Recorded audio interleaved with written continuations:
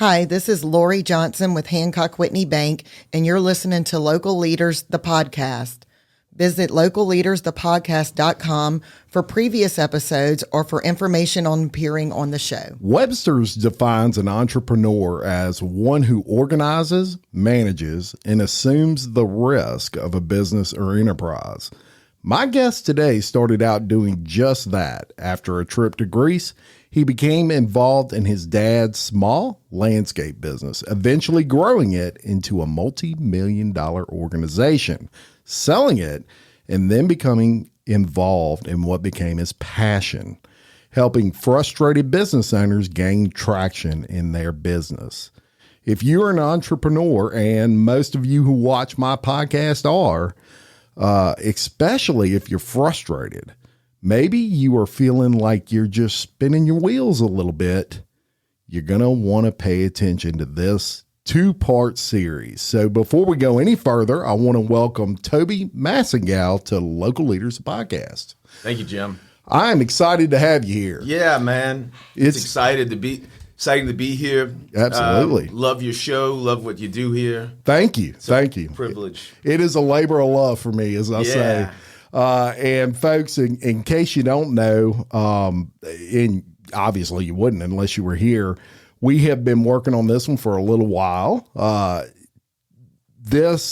you're about to hear and why it's a two-part series is it is literally, in my opinion, one of the top ways in which a frustrated business owner can move forward with a plan and a system. Yes. And that's really what all this is about. So it all started, and this is one of my favorite parts of your story. It all started with a trip to Greece, of all places, for you at a young age. Yeah. So tell me about that. Let's kind of lead in with that. So I was 21. I was trying to make school work for the second time. I had taken a little break between, getting started in college after high school, because that's what you're supposed to do. Right. I took a little break to get a job. I had to earn money for tuition. Yeah. And was on my second time around trying to figure out what I wanted to do. Sure. And happened to meet a woman who wound up being my first wife, who had been to Greece the summer before. And boy, I had visions of adventure and conquering the world. Yeah. And I'd never been to Greece, and so we went.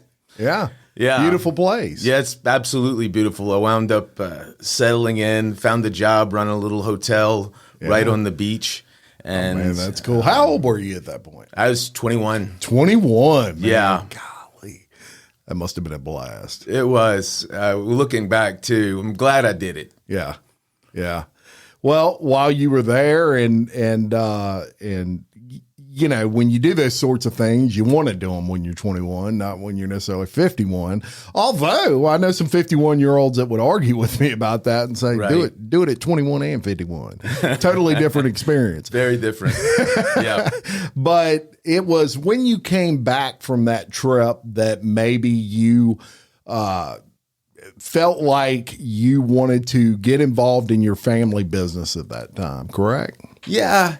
You know, I don't want to lead anyone to believe that there was any ambition, right? Yeah. I got back. I had nothing to do. I had decided school really wasn't going to be an avenue for me.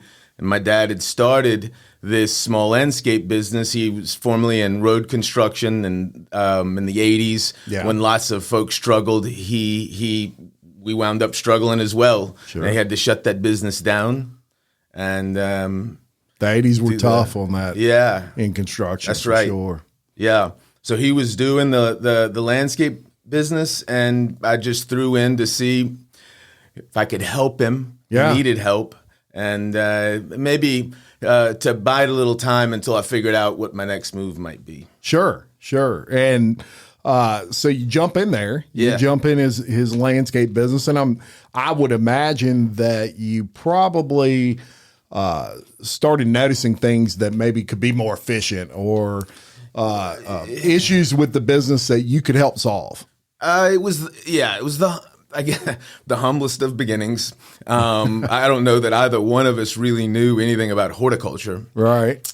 But threw myself headlong into it, and really love the freedom and autonomy, and the feeling of being productive that having your own business can give you. Yeah. And over the time, in the early days, just really poured myself into learning the business. Yeah. And I guess, my mother and father had instilled in me and my brothers a passion for being excellent.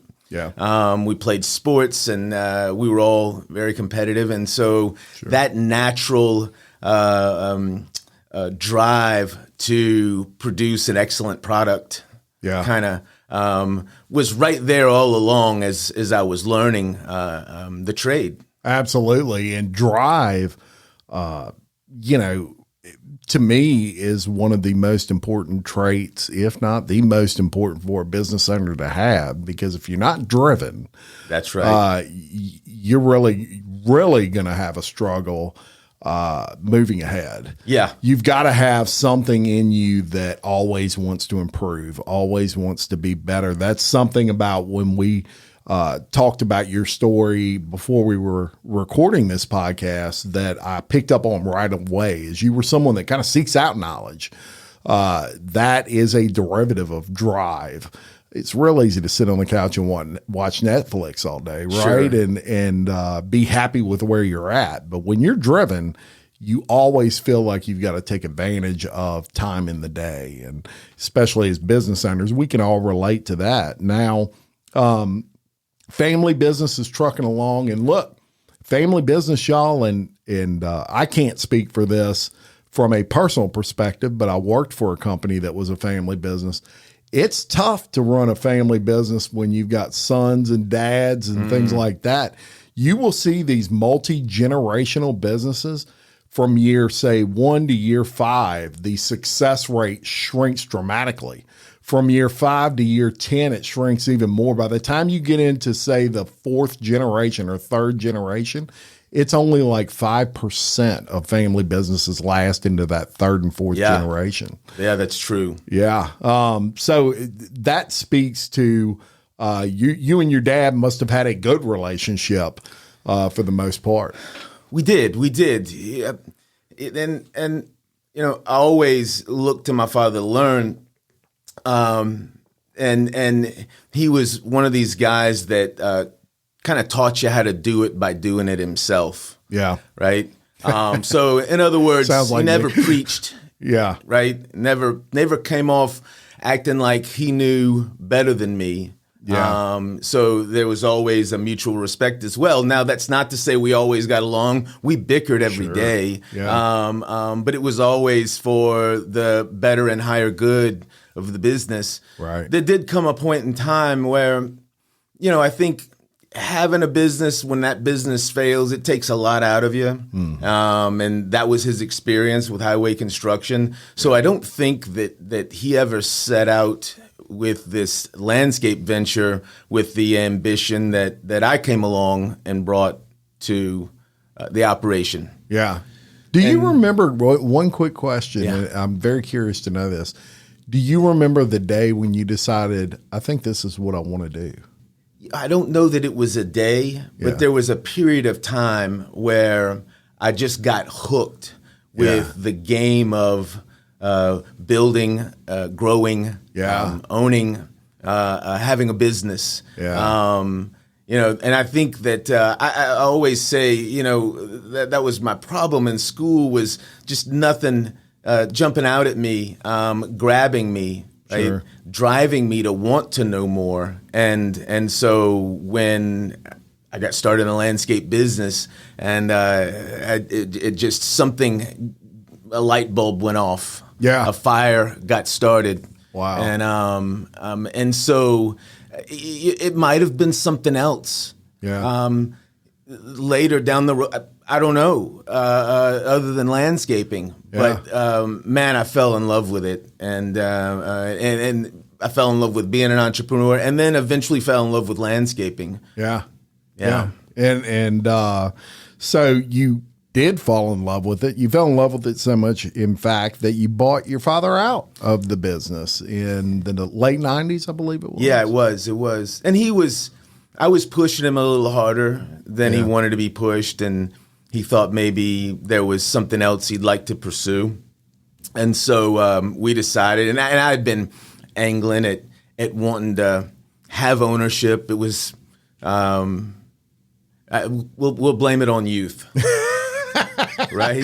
Everything could be blamed on you. It wasn't that I needed to buy him out because we weren't getting along. But I was maybe pushing him a little harder, and it was really a beautiful way to transition because he only stayed gone for a year. Yeah. And that was around the time that we picked up our first really big commercial project, and I needed him. Yeah. And he was ready to come back, and from that moment on, we had this wonderful partnership. He was my biggest cheerleader and was always there, always had my back. It was a good thing. Very good. And that you mentioned that commercial project.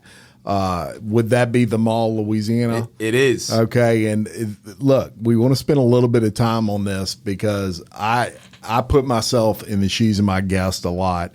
And for those that may be outside of Louisiana listening to this, Mall of Louisiana is a gigantic mall here in Baton Rouge area. But when it first came around, it had a lot of fanfare with it, obviously. And you had your eye on it. Yeah. Yeah. In the landscape world, it was one of the biggest things to come along, maybe ever. Yeah. For a private commercial landscape company. And, I'd spent about, 5 or 6 years just learning the business, really honing what we did, developing a reputation. And so when the mall came along, I don't remember if I took a picture and put it on my refrigerator, but mentally I said that project's going to be ours. I'm going to do whatever it takes. Did you believe that in your head? I did. Really? I went out there every day and just short of making a nuisance of myself, got to know the contracting company that was installing the mall. They were a large outfit out of Greenville, South Carolina. South Carolina, okay. Yeah. And got to know that guy and ultimately wound up helping him kind of save the day. They had some labor issues towards the tail end of the installation of that project. So I really gave me the opportunity to cement my relationship with him and create a loyal fan and a good friend, actually. Yeah. And so, it was going to ultimately be their decision as to who was going to maintain it because they were under contract to maintain it for the first year. Right. So because of that, they got to select the company. Who was going to follow up with that maintenance ongoing. And right. This was, this is, huge. This is a huge, and before that, had you, was it primarily residential you were focused on? We were in the commercial landscape space. Yeah. But we didn't have a project that I would call a flagship project that we could hang your hat on and fly our flag on. Yeah. Yeah. And that was your flag. Matter of fact, I remember the shock and dismay for most of the folks that were in our industry wondering how in the heck we were going to possibly be able to handle that project. And of course, that, as you know, when enough people say you can't do it, that's all you need to hear. Yeah. And I love it that you in your mind had no doubt you were going to get that project. And that's really the first step, because if you don't believe you can do it, you're probably not going to do it. Though your own limitations are what you have in your mind. That's right. I truly believe that. And so it doesn't surprise me that you ended up with that job. And what it gave you, or what I can picture from that, is now you have a project that is a flagship project. And look, those things are like dominoes. Yeah. Then when another big project, oh yeah, I do Mall of Louisiana, in case you don't know. That's right. And so it lends legitimacy. Exactly. It's amazing what one project can do for your entire business. Especially when it's of that size. Yeah. Because at the time, Town Center didn't exist. Steve Keller hadn't moved into our market. Yeah. Perkins Row wasn't a thing. Yeah. So I really feel like that the Mall of Louisiana, the scale and scope and impressiveness, kind of paved the way for these other developers to come in with these other projects, and I think we kind of earned our way to the front of the line for those. Yeah, and it's also the one that you probably used as a learning tool. There were, I would imagine when you're bidding and then you get a job of that size, there's that first, I actually got the job.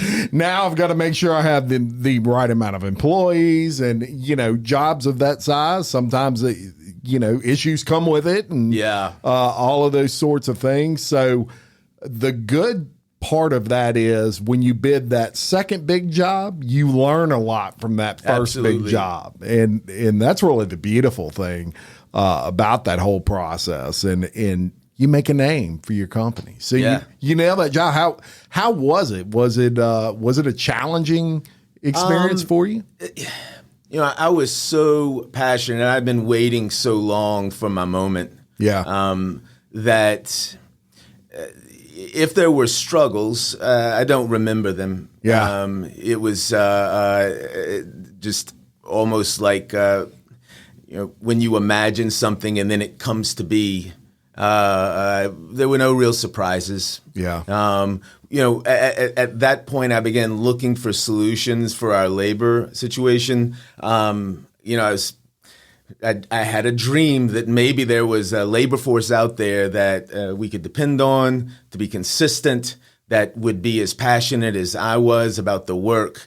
And one of the other gifts that had been given to me when we were helping this landscape contract company install the mall was my first brush with working with the Hispanic community and their commitment and dedication to work ethic.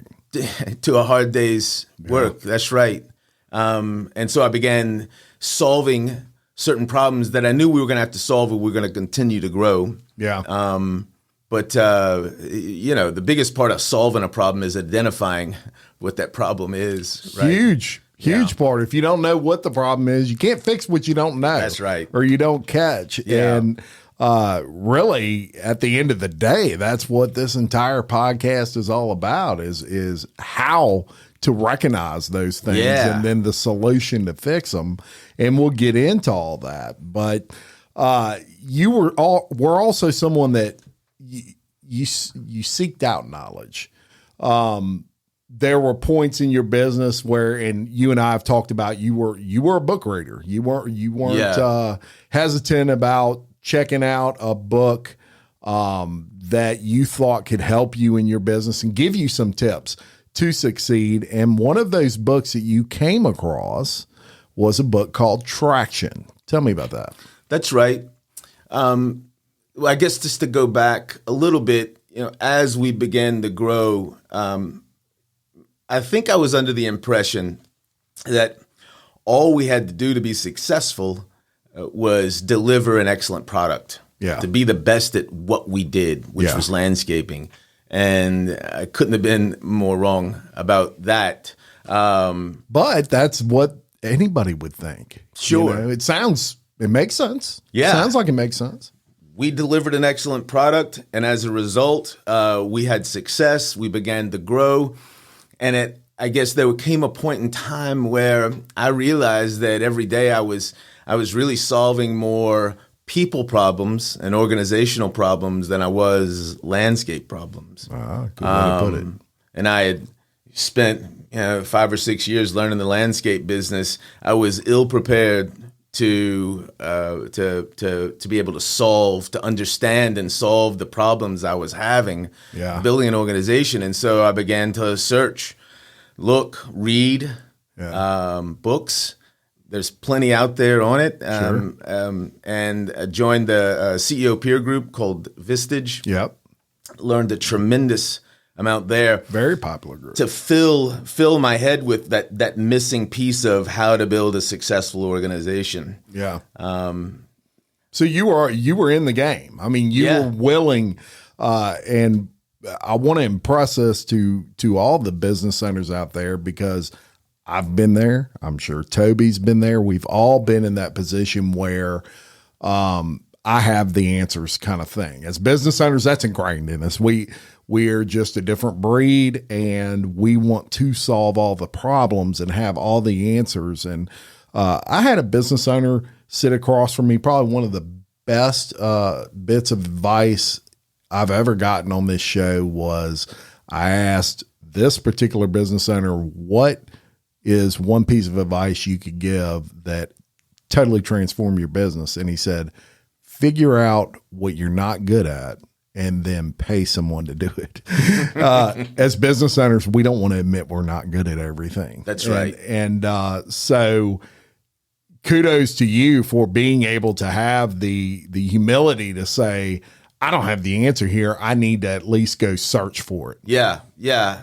You were a little bit frustrated, probably. Absolutely. And maybe a little bit unlike the pathway of learning the landscape business. With an organization, it's a little bit different. Yeah. And you know, in all of the experience, the books that I read, the consultants I hired, the approach was to kind of fix the organization one piece at a time. Right.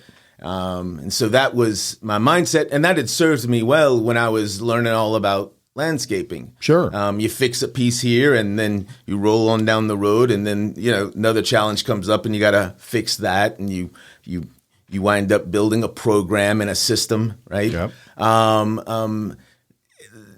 I had a little bit more time at the time. You know, I didn't have an organization of 85 folks that I was trying to get rowing in the same direction. Yeah. Okay. Yeah. We say that entrepreneurs deal on a daily basis simultaneously with about 136 issues in their head. Wow. Yeah. Look, it wouldn't surprise me. I definitely got at least 135 of them. And so that was the mindset, is a fix it one piece at a time. And so even when I read Traction, that was where my head was at, and I really missed the main point of what Traction really was trying to teach me. Yeah. And that was that it was the answer to that 136 issues simultaneously problem is strengthening 6 key components of your business, and it's strengthening all 6. Yeah. Yeah. Right? And so what Traction and EOS and that really was the difference. Not to interrupt you, but that was the difference between what you were already focused on, which was one thing at a time. Mm-hmm. That's a big difference. Huge difference. Yeah. Yeah. And it's called the Entrepreneurial Operating System, and if you think about as a comparison to software, any software that you use runs on the platform of an operating system. Sure. And those operating systems don't mix and combine. You know, you've got iOS, and then you've got Microsoft with whatever they call their operating system. Yeah. And it serves, like I say, as a platform to serve up solutions. You can put anything on top of that platform to run it, but sure, you can only have one platform, one operating system. And that's the real, I think, key to EOS that they don't teach in school. Yeah. I've got MBA buddies who graduated and they'd never heard of the concepts and the principles and the the idea of having an operating system, one operating system for your business. Well, let me tell you, I'm familiar with the operating system now, and it's genius. It is genius in its simplicity. Truly, if that makes sense.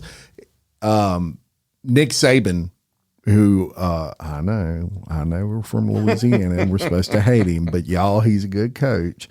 Nick Saban said it best for me, and that was one thing he always preached was he had a system in coaching, and he would tell his recruits, you buy into the system and the system will work. You buy into the system and we will win. And that system was a process. It was just a process and a manner of doing things. But he knew it worked because he won all the time, right? Yeah, he had a track record for sure. It can cross over to any part of life, business included. You have to have a system.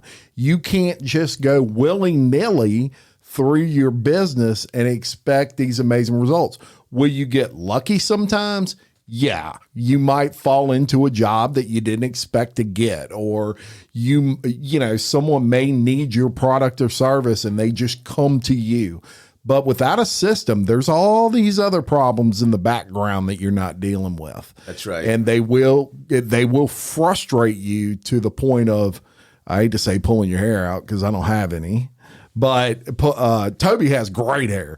Pulling Toby's hair out, it'll frustrate him.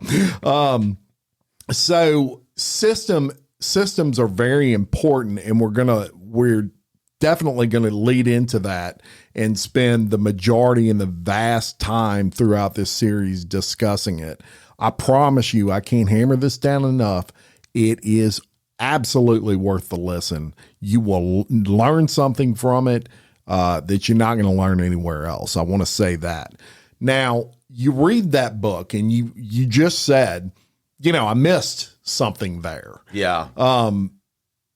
Eventually you end up selling your business. Kind of lead us into that. Yeah. So I, you know, the whole, I guess, beginning of my search to figure out how to build a great organization. Yeah. I tried doing it one piece at a time. And, you know, I liken it to, there's an old Indian parable about blind guys trying to figure out what an elephant is for the first time. And they all kind of have their one piece of the elephant that they're feeling and touching that's right in front of them. And that is what they describe as, you know, the solution. Yeah. Right? Yeah. And they don't take the whole elephant into consideration. Right. And so that's kind of, you know, how we got on down the road trying to fix it one piece at a time. And I became increasingly frustrated. Sure. And I was dragging the organization, kicking and screaming, and it was all on me. Yeah. I have to say. Yeah. We had good people. Were they all the right people? Maybe not. Yeah. But it was a piece that I never really felt like I got figured out. And so when a competitor came along and offered to buy my business, I was frustrated. 2016 had just happened. Yeah.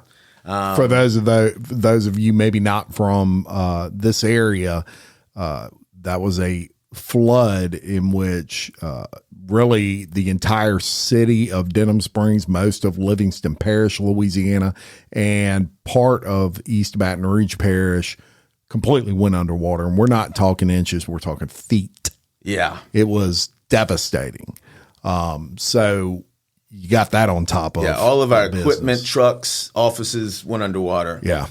That was a killer. I experienced a death in the family. So, you know, that combined with the frustrations that I was experiencing with the business and this offer out there of a competitor, I won't say that I had achieved this pinnacle and was looking to sell. I was frustrated and didn't know when another offer like that would come along. And so a little bit frustrated, just threw in the towel. Yeah. And how was business at that point? Business was great. Business was great. Yeah. So you're not selling We were successful. Yes, and that's By what I all wanted accounts. to point out and get to. You were not in a situation where your business was failing, you owed all this debt, and you're just like, man, I need to sell this thing just so I can get this debt paid off. I mean, business was fine for you, but you were so frustrated that even with a fledgling business, you didn't want to have to deal with that anymore. You were so frustrated that you had a good offer on the table, maybe. Yeah. And I didn't know how much longer I could do it and maintain the level of success we had. So it was this decision I made at the time. Sure. Yeah. Tough decision. Yeah. Yes and no. You know, when you're tired and somebody says you can stop running if you want to, Yeah. I don't know how hard that that's decision a good point. is. Yeah, Right? I love that analogy. And you know, it took me probably 5 years before I was rested and recovered well enough to really start getting that itch again. Yeah. And wanting to feel and be productive. And interestingly enough, in that time, the Vistage group that I had been a part of, and we had all grown really close. Sure. They decided to disband as a Vistage group, Vistage organization, but continued to meet on a regular basis once a month. Yeah. And Well, at that point, they're so tight. It's like friends. getting Exactly. together. It's, you know. And we maintain catching they maintain some semblance of, talking about business, what's going on business wise, what's going on personal wise. And so obviously when I sold my business, I had to get out of Vistage because I wasn't a CEO anymore. Right. And so when they broke up, I was able to, it was okay to come back. Yeah. Right. And it was great, being part of that again. But interestingly enough, the Vistage chair, Malcolm Brignac, had, after Vistage broke up, decided to become what they call an EOS Implementer. Yeah. Which is not a consultant, right? He's a guy that comes in and implements EOS in a business. The actual system. The actual system. Yeah. And one by one, all the guys sitting at the table that were part of that Vistage group, they began to hire him to implement EOS. And, you have to remember, we were together for 5 or 6 years as a Vistage group, and we heard speaker after speaker come in every month and sell, whatever it was they were consulting on. Sure. A solution that your business needed. Yeah. It was that one piece at a time. Right. Nobody in the group ever sort of broke through. Right. Figured it out. Yeah. We all continued to try to figure it out while we were in Vistage. Once they began implementing EOS, they all said unanimously and enthusiastically, this is what we were looking for all along. The whole time. Changed their life, changed their business. And that was very, very powerful for me to see. Yeah. I can imagine. And, I can't hammer this point down enough. It seems like you were handling one problem at a time. Yeah. And the issue for me, hearing that from you, and what I can imagine is you're solving a problem, but there's all these other problems that spring up. So when you're doing it one at a time, you're never getting any traction. Right. You are stuck in the mud because once you solve the payroll problem, you've got the employee problem. And once you solve the employee problem over here, you've got maybe some other sort of product problem. So it's All really while like trying you to run never your get business. anywhere. Yeah. You never Yeah. get anywhere. That's That's at the frustrating. same time, the bullets are whizzing by your head. You're trying to dodge those and figure this thing out. And I always love to liken it to the fact that Eskimos have 30 words for snow.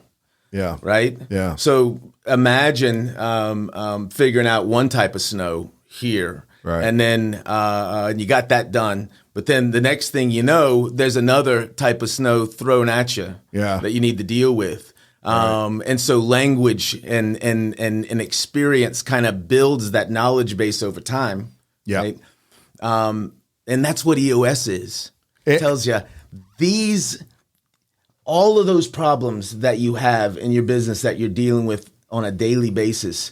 There's 6 key components that have to be strong. And if you strengthen those 6 key components, you'll have a great organization. Period. And here's the great thing about that, and what I love most about it, as you know, say a customer, when I look at that, it's not overwhelming to me. You're not giving me a system and saying, here's 100 things that you need to learn. You need to learn. And believe me, they're out there. Sure. There are some systems, I'm sure, out there that are, you've got to do 50 different things in order to get your organization. This is not overwhelming. It's 6 key components. And when we go over those components with you, number one, it's going to make complete sense. Number 2, it's probably steps in your organization that maybe you have pieces of that you're doing, but not all of them.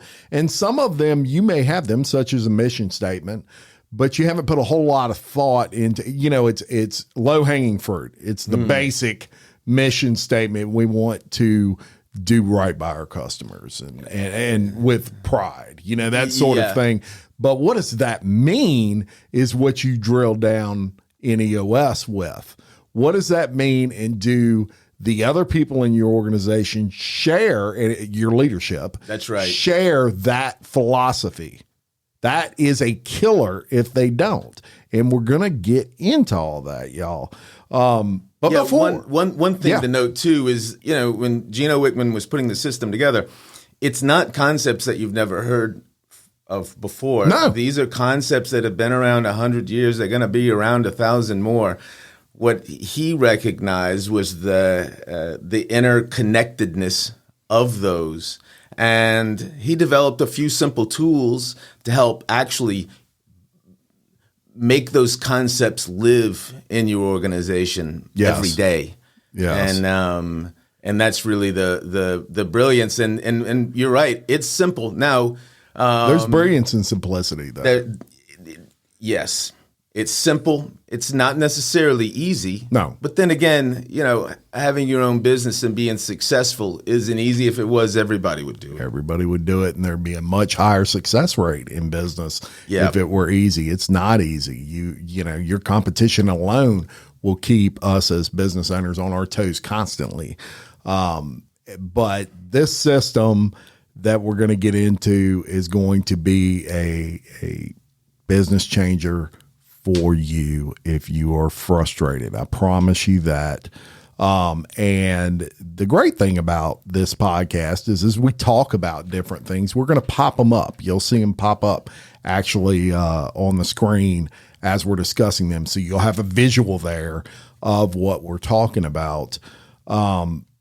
So you discussed that 5 years and that 5-year period where you were, let's call it decompressing from all of this. And eventually you said, I want to get back in the game. Your peer group, there's a guy there. He was an implementer, as you said. And you wanted to learn more about it, I would imagine. And you had already read the book. Yeah. So you were somewhat familiar with what this guy was doing and what he was talking about. Yeah. I think that really the deciding factor, because I was looking, I was trying to figure out what my next move might be. My non-compete had expired, so I could have gone back into the landscape business, which was all I really kind of knew how to do. Yeah, I might say, and wasn't super thrilled about that. I guess I had been there and I had done that, and maybe the entrepreneur in me wanted to do something a little bit different. Challenging. I was in a different phase of my life. So, I began thinking about what I could do to help folks, to make an impact, a lasting difference. Impact. One of the key words in my podcast, I have words that are, matter of fact, that word is on one of my t-shirts that I have, impact. It's a very strong word. Sure. And we want to make an impact, and that's what you wanted to do. And I'm sorry, I didn't mean to cut you off. But when I hear that word, I always... No, I'm glad you did. Yeah. It's part of, why I love what you do here. Yeah.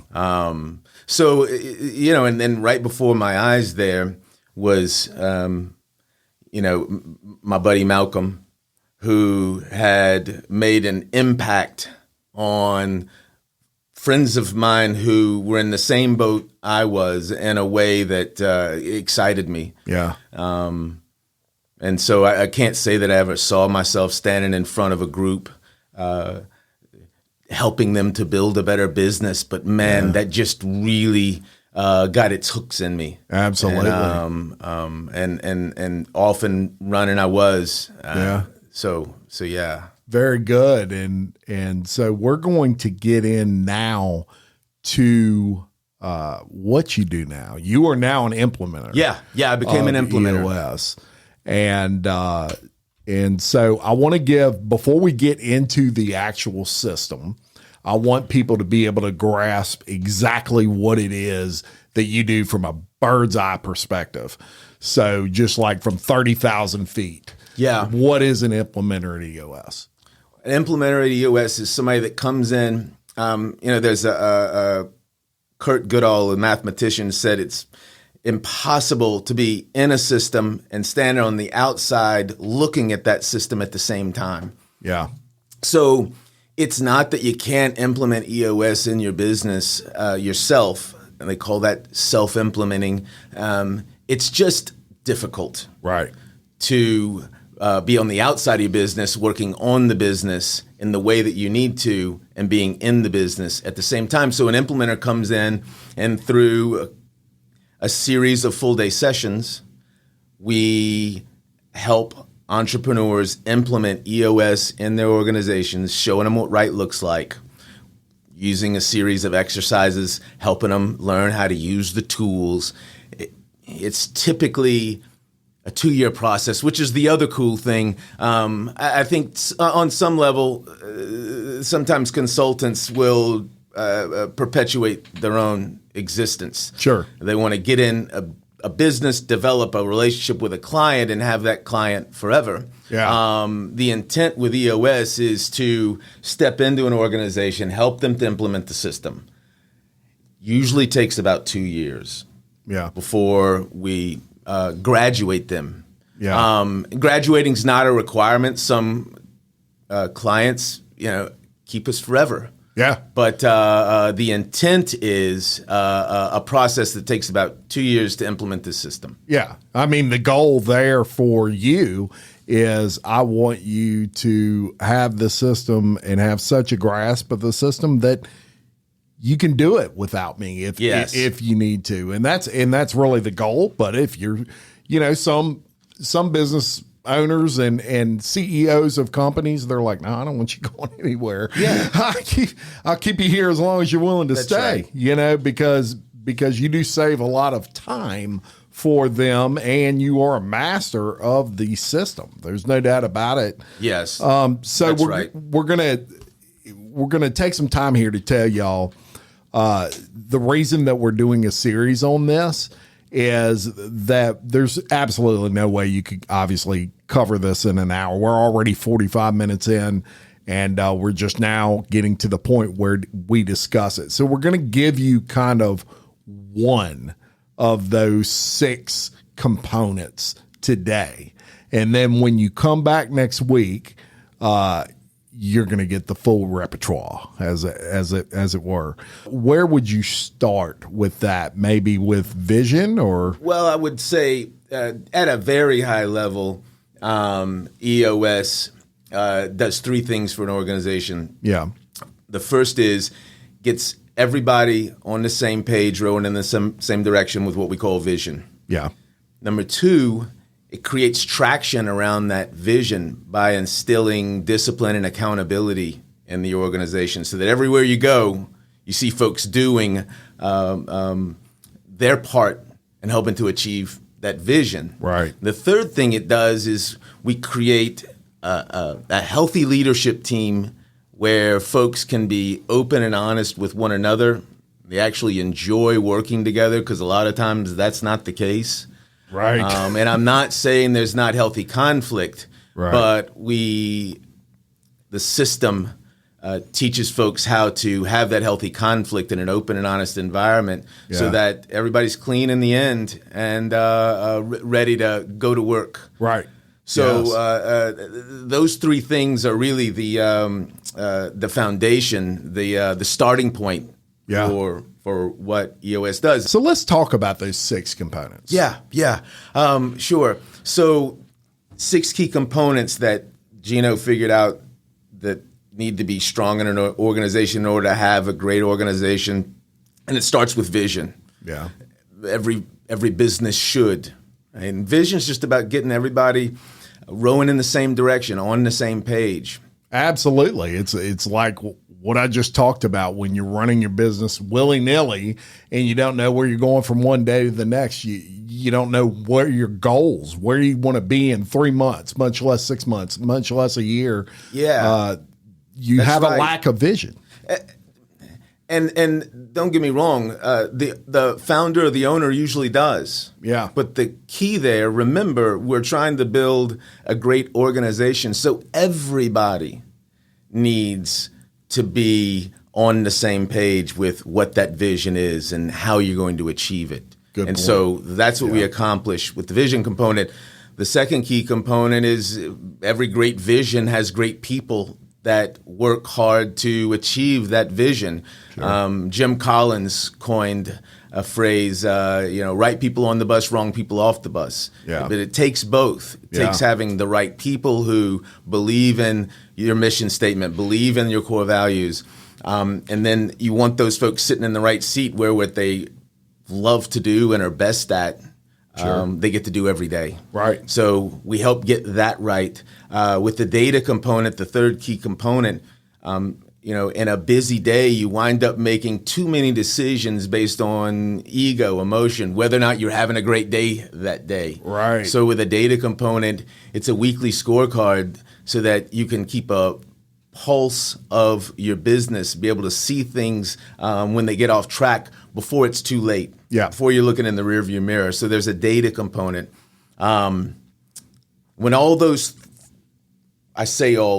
three things begin to get really clear in the organization, your organization develops a certain level of transparency, right? So all the problems, the inefficiencies, the issues, and even the opportunities begin to bubble up. They become very easy to spot, and so we teach organizations how to address those issues. Right. Yeah. Every great organization has to get really good at teeing their issues up as they arise and making them go away in such a way that they stay gone forever. Yeah. So that's the fourth key component, the issues component. Right. And then with the fifth component, the process component, there are 6 to 10 things, a handful of core processes in every business. Yeah. And you just want to make sure that those processes get done the right and best way every time. Sure. So we help organizations to develop processes and systems around those handful of things that need to get done the right and best way. Right. That's the process component. And then the last key component is the traction component, and that's really where the rubber meets the road. We put vision at the top of the model and traction at the bottom of the model, and that's not by mistake, because traction is bringing that vision down to the ground and helping organizations to execute on that vision Yeah. with discipline and accountability. Look, when visions aren't realized in an organization, 9 out of 10 times, it's because they fail to get traction around that vision. Very good. And so that's the 6 key component. That is the 6 key components. Now, next week, we're going to go through these in much more detail. We're going to talk about rocks, but not the kind of rocks you think we're going to talk about. We'll get into that and so much more with Toby Massengal. For so many people, you know, you've helped a lot of people. There's a lot more you can help that are going to need your help. And it all starts with this EOS. Come back next week, y'all. That's all I can tell you. That's really all I can tell you. The best is yet to come. The best is yet to come, and it will be absolutely, if you're a business owner, a pivotal moment for you and your business to take an hour next week and listen to the follow-up episode in this 2-part series. But look, Toby, you did pretty good behind a microphone here. Oh, thank you, Jim. I had a good coach. You did. There you go. I love it. And we appreciate you coming by, sharing this with us. Yeah, man. It was a pleasure. Folks, if you have any questions in the meantime, just shoot me a message and I'll be glad to ask it in the follow-up podcast with Toby. I'm going to link the book that we talked about today in the description of this video. So if you're interested in checking that book out, I'll link it through Amazon or whatever. And I'm going to link the website for EOS in there as well. So you'll have that, and just no cheat. Don't get too far ahead. We don't want to blow your mind before we get a chance to tell you about all the great things with each of these 6 key components to solving all your business frustrations, I'd say. Yeah. You know, I like to say that EOS doesn't solve one problem in your organization. It solves all of them. There you go. And so that's a good place to kind of wrap this up. Thank you so much for your support of what we do here on Local Leaders, the podcast, closing in on 1 million downloads on YouTube. Unbelievable. I know, man. Amazing. I say that every time I see that number. It's impressive. It's just crazy, mind boggling, but it's guests like you. I sit behind here every week. People get enough of seeing me, but it's guests like you that come on that these people want to see and want to learn from. So until next time, I'm Jim Chapman, reminding you, love your community, support local business, and keep leading. Thank you very much.